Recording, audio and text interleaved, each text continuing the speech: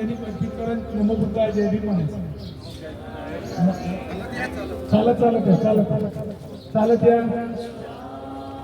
सर्वांनी टाकावं सर्वांनी.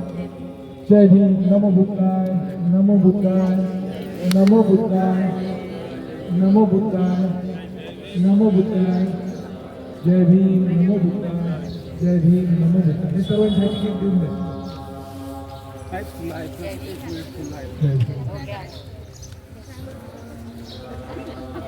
जय भीम नमो बुद्धाय जय भीम. अतिशय आनंद वाटत आहे. डॉक्टर पानतावणे यांच्या घरी आपण आलेलो आहोत. अशाच आमच्या धम्म बांधवाच्या घरी आपण गेलो पाहिजे. अशाच आमच्या सर्वांची दृष्टी सर्वांच्या नजरी पडो. आणि आता सर्वांनी फोटोमध्ये येऊन यावं. काऊन त्या फोटो घ्यायचा का? आता फोटो घ्यायचा. आता फोटो घ्यायचे. यस या सर्वांचे फोटो सर घ्या.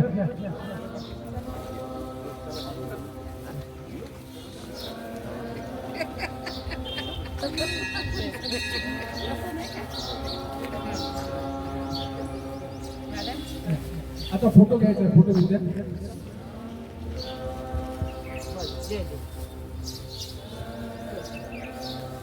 समोर घ्या. फोटो घ्या.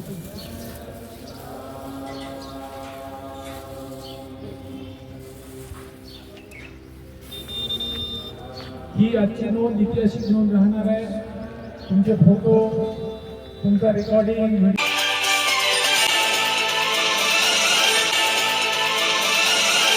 याचा अर्थ असा की आपल्याकडे आनंदाची भरभराटी आली आहे. आणि आनंद कशामुळे आला आहे? फक्त आणि फक्त धम्मामुळे आहे. म्हणून मेरे प्यारे प्यारे धम्म को किसी की नजर ना लगे. हा धम्म जेव्हा आपल्या दारापर्यंत येतो आणि तो माणसाला जोडतोय, माणसाला जोडण्याची फार मोठी शृंखला असेल ती धम्माची आहे. आता शृंखला कसं असेल तर आता सर्व हे फुलं पडलेली आहे. फुलाला जर आपण आपल्या हातात घेतलं आणि त्या हातात घेऊन त्या फुलाला जर आपण पळवलं तर एक माळ निर्माण होते. जर त्या फुलाला आपण हाताने पळवलं नसेल तर हातातून कुठेही काही पडतात आणि ते फुलाला कोणी कुठे अर्थ नसतो. म्हणून प्रॉपर ठिकाणी पडलं पाहिजे. त्याला एका माळेत गुंफलं पाहिजे. असं गुंफणारा तो आमचा धम्म आहे. जगांमध्ये या धम्मामुळे ज्या देशांची प्रगती झाली त्या देशाची प्रगती करणारा भारत हा जगातला एकमेव असा देश होता की या देशांमध्ये सोन्याचा धूर निघत होता. सोन्याचा धूर निघणारा हा जो कालखंड होता तो बुद्धांचा होता. बुद्धांनी कधी म्हटलं नाही की माझ्या नावाचा गौरव करा, माझ्या नावाचा बाजा वाजवा, असं कधी त्यांनी म्हटलेलं नाही. त्यांनी सांगितलं की तुम्ही तुमच्या बुद्धीचा विकास करा. बुद्धं शरणं गच्छामि. आपण इथे आलो, बुद्धांच्या प्रतिमेसमोर वंदना घेतली. वंदना आणि प्रार्थना यामधला फरक आहे. वंदना म्हणजे त्या गुणाचं वर्णन करणे, तसं गुणवान होण्यासाठी तुम्ही तयार राहणे. प्रार्थनेमध्ये काय करणे की देवा तू माझा भला कर, जेव्हा फुरसत मिळेल तेव्हा कर, या जन्मात नको पुढच्या जन्मात कर, पण तू करशील तेच होईल. विजेत्याने असं काहीच म्हटलेलं नाही. कोणी तुमचा भला करणार नाही. तुमचा भला तुम्हालाच करायचा आहे. मी फक्त तुम्हाला ही दिशा देतोय. त्या दिशेच्या जाण्यासाठी तुम्हाला तुमची बुद्धी हवी आहे. त्या बुद्धीला विकसित करायचं काम तुमचं आहे. तुमच्या बुद्धीला विकसित कोणी करणार नाही. एवढी बुद्धीला विकसित करा, एवढ्या बुद्धीला विकसित करा की तुमची बुद्धीची चौठिकाणी वावाकी झाली आहे. म्हणून एकच पुत्र जन्माला आला. हजारो वर्षाची मानसिक गुलामीत असलेले आम्ही या देशातली त्या मानसिक गुलामीतून मुक्त करण्याचं काम फक्त बुद्धीच्या मापनावर केलं. आपण खूपसे विद्वान पाहिले. विद्वान आणि बुद्धिमानामध्ये फरक आहे. आपण नेहमी सर्व बुद्धाला मानणारी माणसं म्हणून आपण बुद्धिमान आहोत. विद्वान माणसं हा खूप शिकलेला असेल. ब्राह्मणामध्ये खूप शिकलेली माणसं आहेत, ते विद्वान आहेत. विद्वान गाडी माडी साडीच्या पलीकडे पाहतच नाही. तो आपलाच कसा उदरनिर्वाह होईल, आपलाच कसं वाढेल हाच विचार करतो. हा विद्वान करतोय. आणि बुद्धिमान इतरांचा कसा भला होईल, इतरांच्या कल्याणासाठी कसं मला धडपडता येईल, आणि तसा बुद्धिमान निर्माण करण्याचं काम या बुद्धांनी केलं. म्हणून सर्वांना बुद्धं शरणं गच्छामि. आता ओबीसी लोक पाहतात की हे लोक बुद्धाची मूर्ती ठेवतात आणि त्या ठिकाणी बुद्धं शरणं गच्छामि म्हणतात. म्हणजे नेमकं काय? हे बुद्धं शरणं गच्छामि म्हणतात म्हणजे यांचा बुद्धीचा विकास झाला का? म्हणजे यापूर्वी हे जे लोक होती ते देवळात येत होती, देवळात येऊ देत नव्हतो, देवाची वाट पाहत होती आणि तो देव त्यांना भला करेल अशी त्यांची आशा होती. या लोकांनी पूर्ण देवाला फेकूनच दिलं. आता देव सोडून हे बुद्धांसमोर बसतात आणि बुद्धांसमोर बसून काय म्हणतात की बुद्धं शरणं गच्छामि, म्हणजे अशी बुद्धी विकसित होऊ दे ज्या बुद्धीने माझाही कल्याण होईल, इतरांचंही कल्याण होईल. आपली बुद्धी कशी असली पाहिजे? ऊसासारखी. ऊस माहिती आहे सर्वांना, कुठे खा गोडच वाटतं, प्रथम मध्यम अंतिम. कशी तुमची बुद्धी असली पाहिजे? त्या बुद्धीचा हेतू प्रथम कल्याण, मध्यम कल्याण, अंतिम कल्याण. अशी अंतिम कल्याण करणारी बुद्धीचा विकास करण्यासाठी तुम्हाला पुढे यायचं आहे. कारण तुमचा कल्याण कोण करणार आहे? तुम्हालाच करायचं आहे. आज समाजातील लोक बघतात, ओबीसी लोक बघतात की जे लोक बुद्धाला शरण गेलेली आहेत, बुद्धाला अनुसरण करतात, त्यांच्या जीवनामध्ये आम्हाला बदल दिसतोय. 60 वर्ष झाली दीक्षा घेऊन आणि 60 वर्ष दीक्षा घेतल्यानंतर तुमच्या जीवनातील फरक बघितल्यानंतर त्यांना जाणवलं की यांच्यात झालेला बदल हा बुद्धाच्या मार्गी गेल्यामुळे झालेला आहे. कारण यांनी आम्ही जे हजारो वर्षांनी जे देव मानतो ते मानतच आहोत, परंतु यांनी देव अति अल्प काळात सोडला आणि सोडल्यामुळे यांनी बुद्धाचा मार्ग पकडला. म्हणून कवी का म्हणतो, पूर्वीचे महाराजचे बोध ते मानत होती देव, तेव्हा त्यांना मिळत नव्हती भाकर. आज त्यांनी नाकारला देव, त्यांच्याकडे पुरणपोळीचा पाऊस आहे. पूर्वीचे महाराजचे बोध मानत होती देवा, ते चालत होती ढोरं, त्यांनी नाकारला देव, त्यांचे डॉक्टर, इंजिनियर, मोठमोठे ऑफिसर. आज ज्याच्या घरी आलो ते ऑफिसरचं घर आहे, त्याचं घर सर्व झोपडीतनं बंगल्यात आलं. फाटक्या कपड्यातला माणूस शर्टिंग शूटिंग मध्ये आलं, म्हणजे घर डेंटिंग पेंटिंगचं झालं, घर शर्टिंग, स्वतः माणूस शर्टिंग शूटिंगचं झालं. 10 रुपये खिशात नसलेले 1000 रुपये, 10,000 रुपये खिशात यायला लागली. ही कशामुळे? बुद्धीचा विकास केल्यामुळे, तुमच्या बुद्धीला त्या मार्गी गेल्यामुळे. जगाला, समाजाला, देशाला सर्वात मोठी गरज कोणाची आहे? विकसित बुद्धीची आहे. आणि ती बुद्धी मानवाच्या कल्याणासाठी कामी येतं. मानवाच्या कल्याणासाठी कामी येणारी बुद्धीला मुक्त करण्याचं, त्या बुद्धीला विकसित करण्याचं काम आज तुम्ही आम्ही करतो. लोक आमच्याकडे त्या नजरेने पाहतात. 60 वर्षांमध्ये आमच्या जीवनात झालेला बदल इतरांसाठी कल्याणी आहे. ओबीसी लोक वारंवार बघत राहतात, त्यांनाही वाटायला लागलं की आपली पाठीमागची माणसं ही पुढे चालली. कशामुळे चालली? कारण ते बुद्धाच्या मार्गामुळे. इथे ना कोणाची बुद्ध म्हणत नाही की मला उदबत्ती लावा, मला मेणबत्ती लावा. हे प्रतिकात्मक आहे. मेणबत्ती का लावली आपण? की तुमचं जीवन सुद्धा मेणबत्ती सारखं असावं. मेणबत्ती स्वतःला जळते आणि इतरांना प्रकाश देते. तुमचं जीवन सुद्धा असंच असावं, उदबत्ती सारखं. उदबत्ती सुगंधित देते आणि इतरांना सुगंधित करते. तुमचं आयुष्य तसंच असावं. तुमचं शील कसं असावं? शिरो संपन्न नारो सुपटीपन्नो असो. शिलांचं बळ, उदबत्तीचा सुगंध हा काही दिशेने जातो, पण शिलांचा जो सुगंध हा 4 दिशेने जातोय. म्हणून म्हणतात धर्मी गुरु प्यारा प्यारा, पापी गुरु खारा खारा. एखाद्या व्यक्तीबद्दल कोणी चांगलं बोलायला लागलं, तसं वाटतं की त्या व्यक्तीला ऐकावं, त्या व्यक्तीला बघावं, त्या घरी जावं.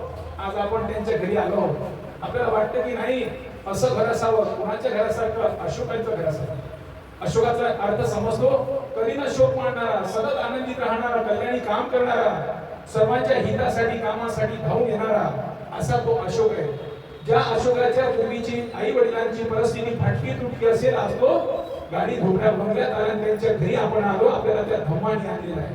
म्हणजे धम्मामध्ये एवढी मोठी कुवत आहे की तुटल्या फुटल्या माणसाला, फाटक्या तुटक्या माणसाला चांगल्या कपड्यात घेऊन सजवून धजवून एक चांगला माणूस म्हणून समाजात मिरवण्याची ताकद देतो. ही ताकद देण्याचं काम धम्माचं आहे. किती मोठे माणसं असतील, म्हणून आपण नेहमी म्हणतोय, लोक नेहमी चर्चा करतायत की ह्या लोकांना भारतीय संविधानाने आरक्षण दिलं म्हणून यांची प्रगती झाली, आरक्षणामुळे प्रगती झाली. आता आपण नेहमी विचार करतो की महाराष्ट्रामध्ये 59 जाती आहे. एसटीचा विचार केला तर जाती किती आहे? 59 जाती आहे. 59 जातीपैकी एक जात सोडली, फक्त एक जात सोडली. एकच जातीनं महाराज बौद्ध झाले.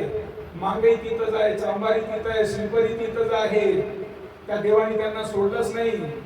ओबीसी तिथेच आहे, एसटी तिथेच आहे. परंतु एका जातीनं तो धर्म सोडला आणि त्यांनी बुद्धांचा धम्म, बुद्धांचा विचार स्वीकारला. त्यामुळे त्यांच्या एवढ्या कमी कालावधीमध्ये फार मोठा बदल झाला. या बदलाचा परिणाम माहित असेल, काल महाराष्ट्र गव्हर्नमेंटनी मोठा कायदा मंजूर केला. फक्त आणि फक्त त्याला भीती, आपली जे नाव नुसतं मुसलमानाचं सांगायचंय. मुसलमानाचं नाव सांगणे आणि इकडे न येऊ देणे म्हणजे आपण धम्माचा प्रचार प्रसार करतो आहे. बुद्धांकडे लोक येतात आणि बुद्धांनी असं म्हटलंच नाही, कोणती आमिष दाखवली नाही, कोणाला पैसा दिला नाही, कोणाला पैसा द्यायचा नाही. येही पश्चिको, ये इथे बघ, आमच्या सोबतीला बस, आम्ही काय करतो ते बघ आणि सर्व अनुभव घेऊन त्यानंतर या विचाराला स्वीकार. कोणतीही जबरदस्ती केलेली नाही. त्यांना माहित आहे ज्या लोकांचा शोषणांचा जी दारं होती ती बुद्धांनी मोकळी केली, त्या दारातून त्यांना मुक्त केलं आणि माणूस बनवण्याचं काम केलं. त्या माणूस बनवण्याच्या कामामुळे आपण सारे माणूस नसलेल्या माणसाला माणूस म्हणून ही एवढी मोठी पदवी उपलब्धी या बुद्धांच्या मार्गाने मिळालेली आहे. आणि या बुद्धाचा मार्ग लोकांनी स्वीकारू नये. लोकांमध्ये भय निर्माण व्हावं, लोक या भयापासून दूर व्हावं. कारण एकच जात आमच्यापासून दूर केली तर सर्वात मोठी भीती त्या वर्चस्व असलेल्या जातीला आहे, ती म्हणजे फक्त बाबासाहेबांचा विचार स्वीकारणारी माणसांचा. बाबासाहेब हे क्रांतीचे ज्योत आहे. बाबासाहेब एक निसर्ग आहे. नेहमी मी म्हणतो की बाबासाहेब बुद्ध हे निसर्ग आहे. निसर्गात जर एक तुम्ही बी टाकला तर हजारो बी देतात. हे निसर्ग कधीच मागणी करत नाही. म्हणून नेहमी का म्हणतात की निसर्गाचा नियम आहे. आपण सारे शेतकऱ्यांचे मुलं आहोत. आता शेतकऱ्यांचे मुलं असताना आता उन्हाळ्यामध्ये शेतकरी शेतीचं काम सुरू करतोय. नांगरणं, साफसुथरी करणं, शेतामध्ये जे काही कचरे असले उचलणं. आणि कशासाठी करतोय की बापा रे आता बरसात सुरू होईल आणि त्यावेळेस पाणी येईल. पाणी येण्यापूर्वी मला याच्यामध्ये काही बी टाकावं लागेल आणि बी टाकल्यानंतर काही वर्षाचं खाद्य मिळेल आणि 2 पैसा हातात येईल. या हेतूने तो वर्षभर आता उन्हाळ्यामध्ये शेतीचं काम करतोय. आता मला सांगा की या शेतीचं तुम्ही तुमच्यापैकी एक शेतकरी असेल त्यांनी यावर्षी सर्व शेतीचं काम केलं. जून महिना लागला, जून महिन्यामध्ये पाणी येऊन गेलं, तुम्ही बी पण आणलेलं आहे, परंतु तुम्ही बी काय केलं त्या जमिनीमध्ये टाकलंच नाही. पाणी आलेलं आहे, बी टाकलंच नाही, त्या जमिनीतून काय निघेल? त्या जमिनीतून काय निघेल? गवत निघेल. गवत तुम्ही टाकलेलं आहे का? नाही. नेहमी सकारात्मक गोष्टी पेरावं लागतं, निगेटिव्ह गोष्टी ऑटोमॅटिक येतात. नकारात्मक बाबी सहज घडतात. सकारात्मक तुम्हाला पेरावं लागतं. म्हणून चांगल्या गोष्टी ऐकावं लागतं, चांगल्या ठिकाणी जावं लागतं, चांगल्या लोकांसाठी त्यात बसावं लागतं, चांगली पेरणी करावं लागतं. जर तुम्ही त्या जमिनीवर काही पेरणी केली नाही तर त्या जमिनीमधून काय निघतं? गवत निघतं. आणि गवत एवढा जास्त खोलवर जातो आणि खोलवर जाल्यानंतर त्याला काढण्यासाठी मोठे नांगर आणावं लागतं. खेड्यातल्या लोकांना माहिती आहे, लोखंडी नांगर बांधून त्याला काढावं लागतं. आणि जेव्हा एखादा माणूस गरज होऊन जातो, त्याला कळतच नाही की माझ्या मागे काय लागले, तो एखाद्या ब्राह्मणाकडे जातो, तेव्हा तो म्हणतो 7.5 तुझ्या पाठीमागे लागली, तुला या देवीचं देवाचं हे काही करावं लागेल. मग तो बकरं कापेल, त्या देवीला नैवेद्य करेल, पूजा करेल आणि सर्व करून तो आपला पुन्हा आणखी खड्ड्यात जाईल. या ठिकाणी त्याने असं म्हटलेलं नाही की बाबा रे येई पश्चिको, इथं ये, बस तुला जर वाटत असेल, योग्य वाटत असेल तर पाऊल टाक, तर पाऊल टाकू नको.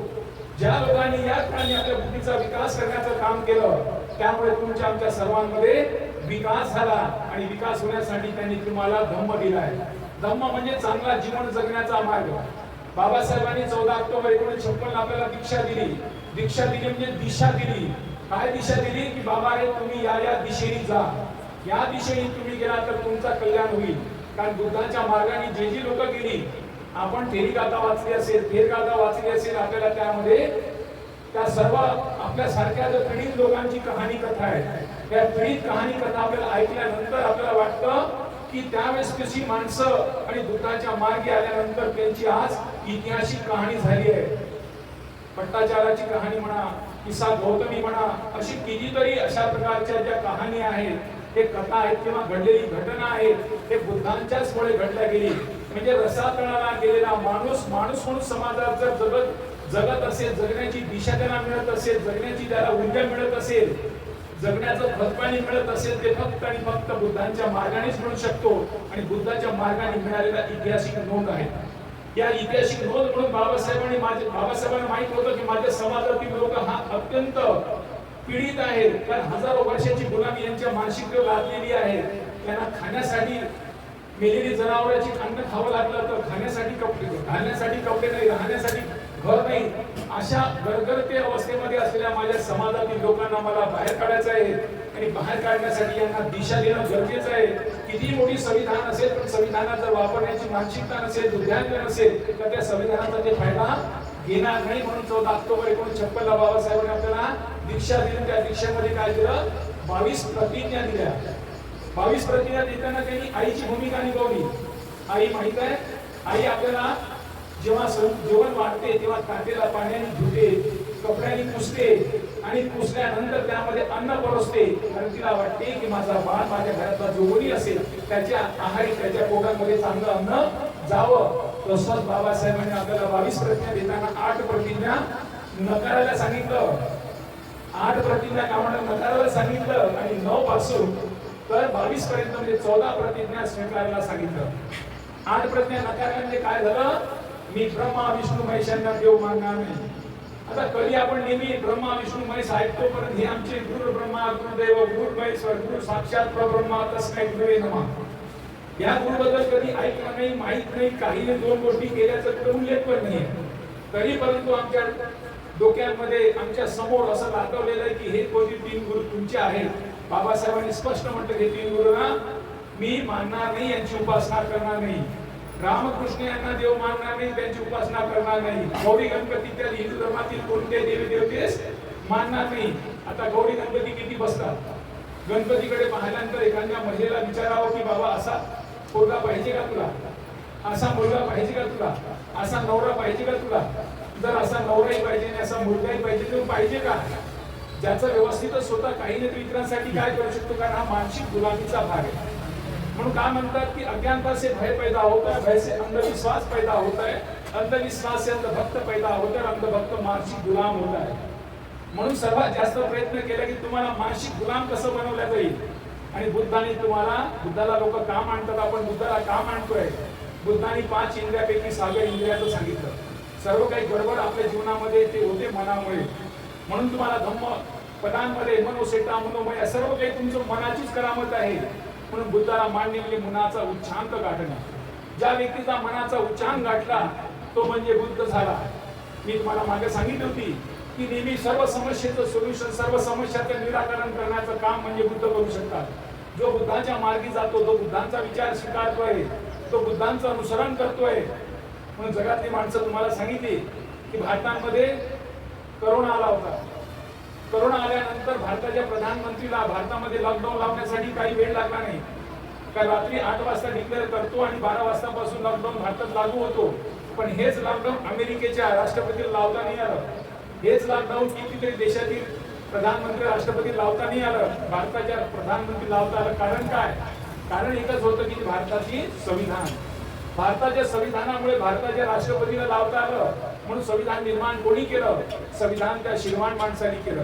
जेव्हा शिलो संपन्न नारो सुपटिपन्न वती बघो, शीलवान माणसाचं जेव्हा स्पर्श लागतं, त्याची दृष्टी पडतं, त्याची लेखणी लागतं, तेव्हा त्या कार्याला बळ मिळतं. म्हणून जगातील लोक म्हणतात की भारत एवढा मोठा देश, एवढ्या लोकसंख्येचा देश, या देशांमध्ये दररोज महागाई वाढत आहे, तरीही लोकांमध्ये काही कोणत्या प्रकारचं आंदोलन दिसत नाही. का बरं दिसत नाही? कारण याला एकमेव कारण ती भारताची संविधान. हे संविधान कोणी निर्माण केलं? शीलवान माणसाने केलं.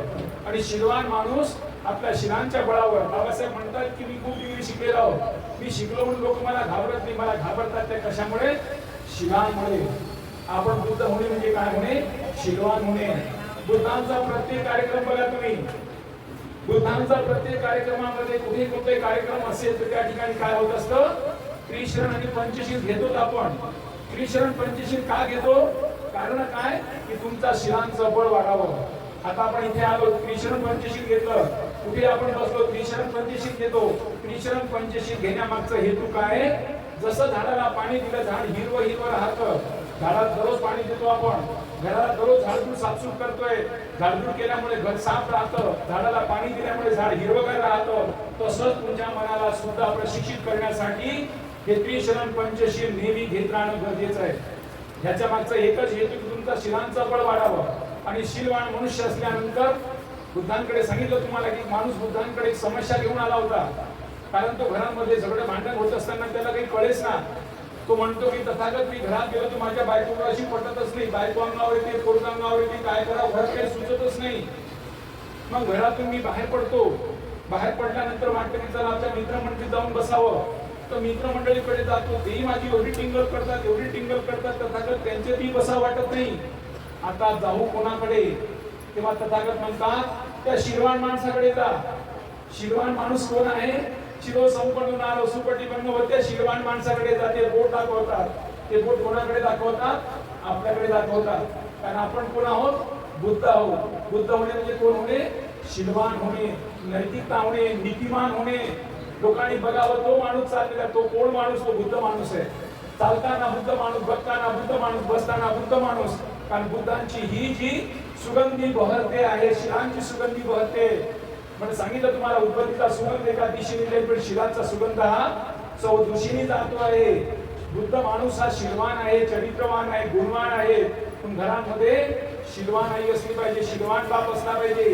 कारण देशांमध्ये म्हणून आपल्याला पानाती पाता वेरमणी शिका पदम समाधी आणि अतिनदाना वेरमणी शिका पदम समाधी आणि कामेसु मिथ्याचारा वेरमणी शिका पदम समाधी आणि मुसावादा वेरमणी शिका पदम समाधी आणि सुरामेर म्हणजे पमात खाना वेरमणी शिका पदम समाधी आणि या 5 गोष्टी आपल्याला वारंवार करायला का सांगतात? मी हिंसा करणार नाही, हिंसेसाठी कोणाला प्रवृत्त करणार नाही, हिंसा करण्यासाठी कोणाला प्रोत्साहन पण करणार नाही. बुद्धाने काय सांगितलं? मी हिंसा करणार नाही. हिंसा म्हणजे काय?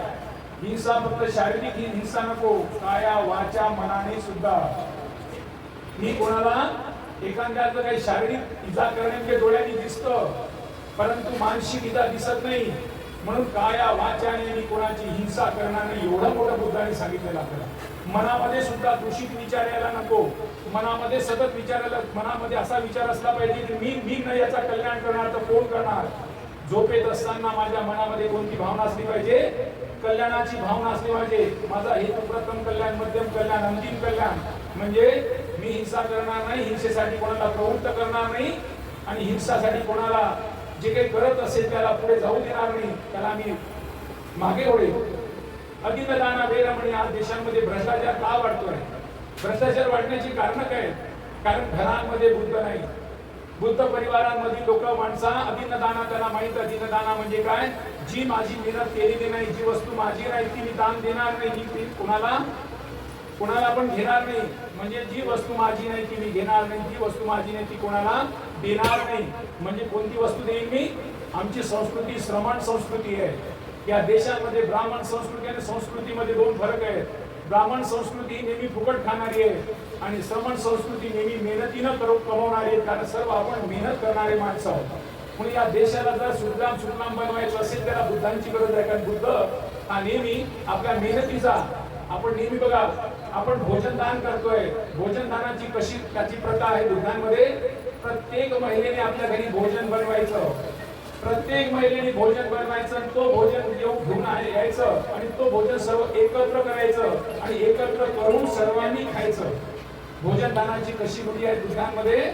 प्रत्येकाने स्वतःला भोजन करायचं. एकदा काय झालं, एका मुलीचं लग्न झालं आणि मुलीचं लग्न झाल्यानंतर ती मुलगी जेव्हा मुलगी होती तेव्हा ती बुद्धाला मानायची, बुद्धांची खूप पूजा अर्चा करायची. बुद्ध आल्यानंतर त्याला बुद्धाबद्दल खूप आत्मीयता होती. तिचं लग्न होऊन गेलं, ती सासरी गेली. सासरी गेल्यानंतर काय झालं की तिचा सासरा हा तिला काही देव मांडणारा नव्हता, तो भलत्याच पंथाचा होता. आपल्यामध्ये जे काही असा आपल्या मारवाड्यांमध्ये कबीर, त्यांच्यामध्ये श्वेतांबरी, त्या वेगवेगळ्या असं त्याच्यामध्ये त्यापैकी तो त्याचा भक्त होता. एकदा काय झालं की ते त्याचे भक्त मित्र त्याच्या घरी आले. ते आल्यानंतर भक्त आल्यानंतर त्या व्यक्तीला आनंद वाटला, जसं आपण आता त्यांच्या घरी आलो तर आनंद वाटला. तर त्यांनी त्या एका ठिकाणी त्यांची बसायची व्यवस्था केली आणि सुनेला सांगितलं की जा बातू, हे पाहुणे आले माझी त्यांना पाणी दे. तर ती पाणी देण्यासाठी आपली सजरी धजरी आणि तिला वाटलं सासऱ्याने सांगितलं पाणी द्यायला गेली. तर ते सर्व दिगंबरी होते. दिगंबरी म्हणजे सर्व भोंगळे हेकेड असलेले. सुनबाईने पाहिलं, सुनबाईने काही पुढे गेलीच नाही, मी काही पाणी देत नाही म्हणे. कारण ते सर्व बिना कपड्याचे होते. बिना कपड्याचे असले दिल्यामुळे सासऱ्याला मोठा राग आला. सासऱ्याला वाटलं तर हे माझे गुरुबंधू आहेत, ते माझ्या घरी आले, माझी सुनबाई तर पाणी नाही घेऊन राहिली. अशी सून काय कामाची? अशी सून काय कामाची? म्हणून त्या सुनेला आग्रह केला की सून मला पाहिजे नाही. नेमकं त्या पोरीचं लग्न झालं होतं, सासरी आली होती, बुद्धाला वचन दिलं होतं की तथागत माझं लग्न झाल्यानंतर तुम्हाला मी माझ्या घरी जेवायला बोलवेल. आता मला माझा सासरा म्हणते तुझं राहूच नको, जर मला इथून हाकलल्या गेलं किंवा इथून मी चालली गेली तर परत मी बुद्धाला कशी बनवणार, बोलवता येणार नाही. मग सासऱ्याने आग्रह केला की तुला कधी येते कधी जाते. सून त्रस्त झाली आणि त्या सासऱ्याला सांगितली, बाबा म्हणे माझी एक अट आहे. काय अट आहे की मी तथागत बुद्धांना सांगितलं होतं की तथागत माझं लग्न झाल्यानंतर तुम्ही माझ्या घरी जेवायला या. फक्त मला एकच इच्छा आहे की तथागत माझ्या घरी जेवायला आले पाहिजे. मग त्यानंतर तू चालले जाशील तर हो म्हणाले. सासऱ्याला बरं वाटलं, अरे एवढीशी अट आहे, काय हरकत आहे. जर आपल्याला एवढ्या अटीनंतर बरं म्हणे कधी बोलवलं तर तिला ठरवलं आणि पुढच्या रविवारी या म्हणे. आता तथागत घरी येणार म्हणून तिच्या मनामध्ये बालपणापासून तथागताविषयी खूप आत्मीयता होती आणि तथागत येणार म्हणून त्यांनी घराला सजवलं धजवलं, जे काही साफसुथरी सर्व सामान ठेवठाव केलं. सासरा बघतच होता, माझे पाहुणे आले तेव्हा ती पाणी द्यायला गेली नाही, आता बघायचे तुझी काय करते. दुसऱ्या ठरल्याप्रमाणे ते सर्व पाहुणे त्यांच्या घरी आले. सासरा दुसऱ्या रूम मध्ये बसला. त्या रूम मधून एक असं छिद्र होतं मोठी, त्या छिद्रीतून तो पाहत होता, ऐकत होता की तथागत काय करणार आहे. तथागतांचा तो सर्व भिक्षुगण सर्व आला बसला. यशोदेवी आपल्या तिने जेवण दिलं सर्वांना, जेवण खाल्लं गेलं. जेवण घेतल्यानंतर तथागतांचं तथागतिक देशना द्यायचे आणि तथागत देशना देताना काय म्हणतात तथागत, अगं विशाखा ध्यानात ठेव, तू जे स्वयंपाक करतेस ना ते स्वयंपाक तुझा सासरा खाते, तुझा सासू खाते, तुझा मुलगा खाते, तुझा नवरा खाते. स्वयंपाक करत असताना मनामध्ये दूषित विचार यायला नको. तू जे स्वयंपाक करतं तेव्हा मनामध्ये चांगले विचार करून, मन दूषित नसताना, शरीर दूषित नसताना आंघोळी पाणी करून मनामध्ये चांगले विचार करून ते स्वयंपाक करायचं. तू स्वयंपाक करत असताना जर म्हटलं मीच ठेका घेतला का, मीच करू का, मदत आणलं का, असे दूषित विचार तुझ्या डोक्यात आणशील तर तेच विचाराचा प्रभाव तुझ्या जेवण केल्यानंतर तुझ्या सासऱ्यावर, तुझ्या सासूवर, तुझ्या मुलांवर पडेल. लक्षात ठेव, तू सर्वांची आई आहेस. आई नेहमी ममतेने भरलेली असते. आई नेहमी दातृत्व असते, मातृत्व असते, देण्याचं काम करत असते. तुला या कुटुंबाने आई पण दिलंय, या कुटुंबाने तुला एवढं मोठं उच्चांक पद दिलेलं आहे. सासरा ऐकत होता. सासऱ्याला वाटलं की अरे एवढी चांगली माझी सून, एवढी चांगली माझ्या मुलासारखी, माझ्या आईसारखी माझी देखभाल करते आणि एवढं देखभाल करणारी, मला वाटलं त्यांचा गुण गेला काही. आणि एखादा पाहुणा कोणी एखाद्याची आई जरी घेतलं चुकी लावली, कशी का करते, एखाद्याचा गुरु असतो तो असतो, यांचा गुरुचं कल्याणी सांगतोय, जीवन जगण्याचा मार्ग सांगतोय, आदर्श निर्माण करण्याचा सांगतोय. आणि सर्व ऐकल्यानंतर सासऱ्याच्या मनामध्ये आतमध्ये व्याकुळता वाटली की मी एवढा चांगल्या सुनेला माझ्या घरापासून जाण्यासाठी प्रवृत्त करत आहोत. मला माहीतच नाही की ही सून एवढी चांगली आहे, त्याचा तुम्ही एवढा चांगला उपदेश करतोय. म्हणजे आईच्या ममत्वाबद्दल त्यांनी सांगितलं की तुझ्यामुळे तुझ्या मुलांच्या जीवनावर सुद्धा, त्याच्या आहारावर सुद्धा परिणाम होतो. आहार बनवताना कारण मी नाही करणार तर कोण करणार. कारण आई पण हे मिळण्यासाठी बापाच्या घरी किती राहिले तर आई पण मिळत नाही. तिला आईपण देण्याचं काम या कुटुंबाने केलंय. जगातलं सर्वश्रेष्ठ नातं तुला या कुटुंबाने दिलेलं आहे. ही सर्व गोष्टी ऐकल्यानंतर सासऱ्याला राहवलं नाही आणि सासरा येतो आणि सुनेच्या पायाला सुनेचा हात जोडतो आणि ते म्हणते तू तर माझी माता आहेस. आज आपण जगभर पाहतो की मिगार माता विशाखा. मिगार हा सासऱ्याचं नाव आहे आणि विशाखा सुनेचं नाव आहे. म्हणजे सासऱ्याचं नाव सुनेला लागत जागतिक ऐतिहासिक नोंद आहे. आपण सासऱ्याचं नाव सुनेला लागत नाही. पण बुद्धांच्या मार्गी आलेले माणसं, म्हणजे बुद्धांच्या मार्गी आल्यानंतर कोणाला कोणतं नाव येऊ शकतं ही जागतिक ऐतिहासिक नोंद झाली की सुनेला सुद्धा सासऱ्याचं नाव लागू शकतो. मिगार माता विशाखा जगभर प्रसिद्ध आहे. आणि आपण जर बुद्धांच्या मार्गाने माणसाला स्वतःला चेक करायचं, मी बुद्धिस्ट आहे, मी बुद्ध आई आहे, मी बुद्ध बहीण आहे, मी बुद्ध सून आहे, मी कोण आहे, मी आधी माझी चाचणी मी करणे आहे. माझी चाचणी मी केल्यानंतर मला माझं कळतं की माझे कर्तव्य का, माझी जबाबदारी का. माझी कर्तव्य जबाबदारी दाखवण्याचा काम हा धम्म करतोय, हा बुद्ध करतोय. बुद्धाने आता एकही माणूस सांगावं की जे बुद्ध आणि बाबासाहेबांचे मार्गी लागले ते खड्ड्यात पडले, त्यांचं नुकसान झालं. एकही ऐतिहासिक नोंद नाही ऐतिहासिक नोंद अशी आहे की जे बुद्धांनी बाबासाहेब मार्गी जे लागले त्यांचा ऐतिहासिक नाव आलं. अंगुलीमान सारखा माणूस, विशाखाचं नाव सांगितलं तर तुम्हाला, आता आपल्याला किसा गौतमीचं सांगितलं, पट्टाचार्याचं सांगितलं, ही ऐतिहासिक नोंद झालेली काम आहे. म्हणजे बुद्धांच्या मार्गी बाबासाहेबांनी तेच निवडून दिलं, आपल्याला ऐतिहासिक नोंद करून दिली की तुम्हाला जगाशी जोडून दिलं. आज जगांमध्ये युद्ध चालू आहे, जगांमध्ये युद्ध चालू आहे. युद्ध, त्या युद्धातून मार्ग काढण्याचं काम बुद्धच करू शकतं. म्हणून तुमच्या आमच्या सर्वांची एक भावना असली पाहिजे, तिथे कितीतरी मनुष्यबळ, कितीतरी मनुष्यहानी होत आहे, माणसं तिथे मरत आहे, या माणसाची सुद्धा कल्याणी व्हावं, यांच्यातून मुक्त व्हावं, त्यांच्या मनामध्ये ती भाव निर्माण व्हावं की बुद्धांचा मार्ग तिथे यावं. युद्ध नको, बुद्ध हवा. जगाला सुद्धा बुद्धांची गरज आहे. ती बुद्धांची जगाला गरज दाखवण्याचं काम आपणच करू शकतो, म्हणून ती आपल्यावर जबाबदारी आहे. म्हणून या धम्म मार्गावर येणे, धम्म मार्ग स्वीकारणे, धम्म मार्गात लोकांना जागृत करणे. कारण धम्म हा निसर्ग आहे. तुम्ही निसर्गाच्या मार्गी असला तर तुमचं जर सर्व व्यवहार चोख राहतो, कारण निसर्ग कधी कोणाला सोडत नाहीये. म्हणून धम्मामध्ये जोडत राहा, धम्मामध्ये येत राहा, धम्म चर्चा करत राहा. बुद्ध म्हणते की धम्माची चर्चा करणे हा दुर्लभ बाब आहे. धम्माबद्दल बोलणे, धम्माच्या संगतीत राहणे, धम्म आचरणी माणसाच्या संगतीत राहणे हे दुर्लभ बाब आहे. ज्याला मिळत असेल तो जगातला, समाजातला, देशातला सर्वात मोठा भाग्यवान आहे. आपण सर्वात मोठे भाग्यवान कारण बाबासाहेब बुद्ध आपल्याला मिळाला. बाबासाहेब बुद्ध हे निसर्ग आहे, निसर्गाने आमच्या कल्याणासाठी केलं, म्हणून आमची तुमची जबाबदारी, आम्ही सुद्धा या मार्गी गेलो पाहिजे आणि निसर्गाचं कल्याणाचं काम केलं पाहिजे. आताच 11 मार्चला छत्रपती संभाजी महाराजांची स्मृती दिन होता. आता संभाजी महाराजांचं आपण नाव का घेतोय? त्यांनी बुद्धभूषण पुस्तक लिहिलं. त्यांचा जन्म 14 मे 1657 मध्ये झाला. माहिती आहे, तो शिवाजी महाराजांचा पुत्र होता. शिवाजी महाराजांचा पुत्र असल्यामुळे शिवाजींचे संस्कार त्याच्यावर पडलेच होते. त्यांची आई सईबाई होती. आईचं निधन झाल्यानंतर सोहराबाईंनी त्याचं हे केलं. पिंपळाबाईने त्याला काय घटना त्याच्यामध्ये घडल्या गेली आणि माहित असेल की हा संस्कृतचा पंडित होता, त्याला 9 भाषेचं ज्ञान होतं आणि 9 भाषेचं ज्ञान असलेला जो संभाजी, याला 1 फेब्रुवारी 1689 मध्ये त्यांची क्रूर हत्या करण्यात आली आणि ती आहे म्हणजे त्याची हत्या करण्यासाठी प्रवृत्त केल्या गेलं आणि त्याला त्यानंतर या औरंगजेबाने त्याची हत्या केल्या गेली. तर त्यांनी बुद्धभूषण हा पुस्तक लिहिला.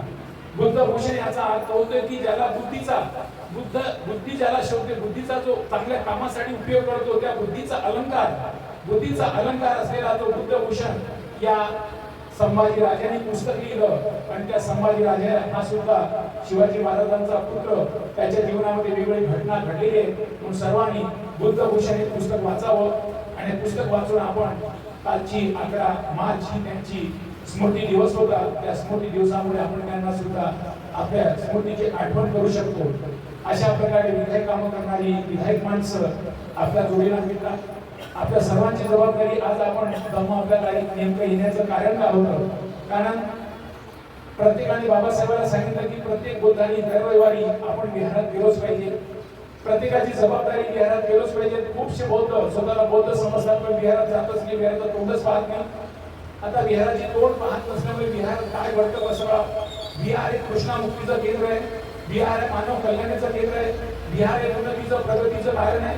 विहारामध्ये जीवनाला नवीन कलांटी, नवीन दिशा देणारा मार्ग आहे आणि विहार हा संसाराचा केंद्र आहे.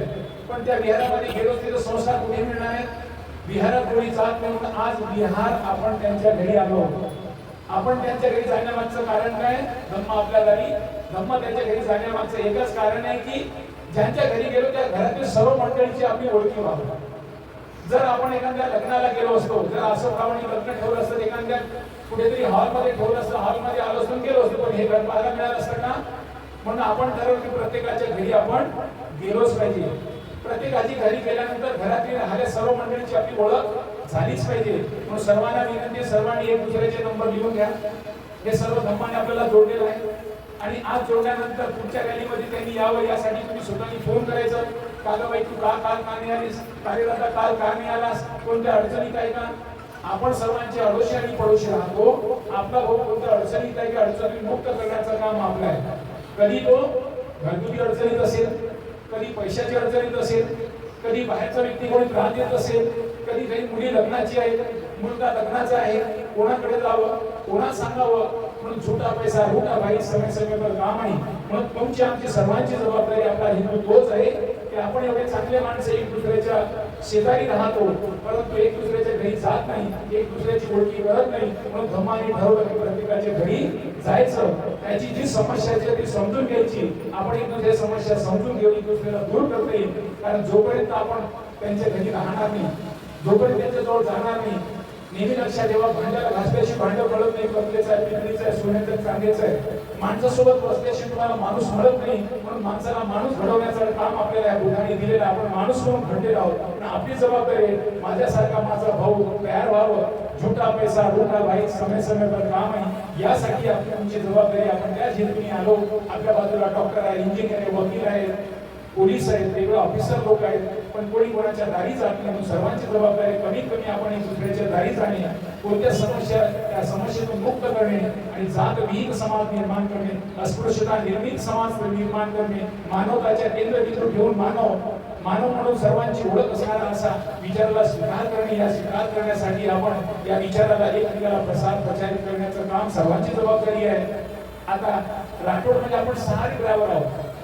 सर्वांना गाडीचं लायसन आहे, पण स्टेरिंग मध्ये कोणीतरी एकाला बसावं लागतं, एक ड्रायव्हर व्हावं लागतं, तेव्हा ती गाडी चालतं. आपण 6 मुद्दा आहोत. सर्वांना धम्म माहित आहे, सर्व धम्म जीवन जगत असतात, पण कोणीतरी एखादा पुढे यावं म्हणून हा राठोड एक पुढे आलेला. नेमकं नेहमी आपण 6 आहोत, सर्वांचा प्रतिनिधी आहे. लक्षात ठेवा, आपण 6 ड्रायव्हर असल्यामुळे गाडी आपल्या सर्वांना चालवता येतं, पण 6 स्टेरिंग वर बसतो का? एक कोणीतरी बसतं आणि सर्वांना घेऊन येतो. म्हणजे बाकीचे ड्रायव्हरने असं होतं का? याचा अर्थ बाकीचे पण ड्रायव्हर पण स्टेरिंगला बसावं लागतं. आपण 6 धम्म बनतो, सर्व धम्म जीवन जगणारे आहोत, परंतु एक कोणतरी माणूस पाहिजे. म्हणून मी एक त्याचा प्रतिनिधी म्हणून समोर आहे की आपण सर्व एकच आहोत, सर्वांची समान जबाबदारी आहे या धम्माला जास्तीत जास्त लोकांत पोहोचवणे. पहिली सुरुवातीला एक आपला हित, एक आपल्या माणसापर्यंत आपण गेलो पाहिजे. आपल्या माणसाला जागवलं पाहिजे. तो कुटुंबिक अडचणीत आहेत का? त्यांच्या मुलीचं लग्न होत नाही का? मुलाचं लग्न होत नाही का? घरात काही आर्थिक अडचण आहेत का? घरात कोणती बिमारी आहेत का? त्यामुळे काही आपली काही बिमारी आहेत का? आपण त्यांना सांगू शकतो का? एक दुसऱ्याला मदतीला येण्यासाठी आपल्याला ह्या रॅलीचा हेतू तोच आहे की एक दुसऱ्याच्या घरी जाणे, एक दुसऱ्या समस्या समजून घेणे, एक दुसऱ्याची ओळखी करणे आणि ती ओळखी कशी करणे? घट्ट करणे. ती ओळखी कामापुरती नाही, आपल्याला मैत्री करायची. दोस्त आणि मैत्री, मित्र आणि मैत्रीमध्ये फरक आहे. मित्र हा नेहमी स्वार्थाने घडलेला असतो. माझं काम असंत जाईल, पोरीचं लग्न करायचं असंत जाईल, पोराचं लग्न असंत जाईल, इथं काही भेटत असंत जाईल. हा कोण असतो? मित्र. आणि मैत्री कशी असते? नाही, मी गेलं पाहिजे, माझा धम्म आहे, मेरे प्यारे प्यारे धम्मा को किसी की नजर ना लगे. माझ्या धम्माला कोणाची वाकडी नजर लागायला नको, कोणी माझ्या धम्माकडे तिरक्या नजरेने बघायला नको. सर्वांसाठी माझा धर्म कल्याणी, माझा धम्म कल्याणी आहे. या धम्माचा प्रचार मी नाही करणार तर कोण करणार? या धम्माचा पालन मी करणार तर कोण करणार? अशी भावना आपल्या मनामध्ये निर्माण करणे, या धम्म रॅलीला, धम्म विचाराला सर्वात जास्तीत जास्त पोहोचवण्याचं काम आपण करूया. आपण आज या ठिकाणी ज्यांच्या घरी आलो आहोत त्याचा हेतू आहे की त्या कुटुंबाशी आपला परिचय व्हावा. म्हणून मी आयुष्यमान अशोक कांतावणे यांच्या कुटुंबियांना विनंती करतो त्यांनी इथे एकत्रित यावं आणि त्या कुटुंबियांनी आपला परिचय करून द्यावं, हीच आमची अपेक्षा करतो. अशोक कांता. नमस्कार दोस्तों, हमारे न्यूज़ चैनल न्यूज़ इंडिया को लाइक कीजिए, शेयर कीजिए, अनसब्सक्राइब कीजिए. हम मिलेंगे फिर. धन्यवाद.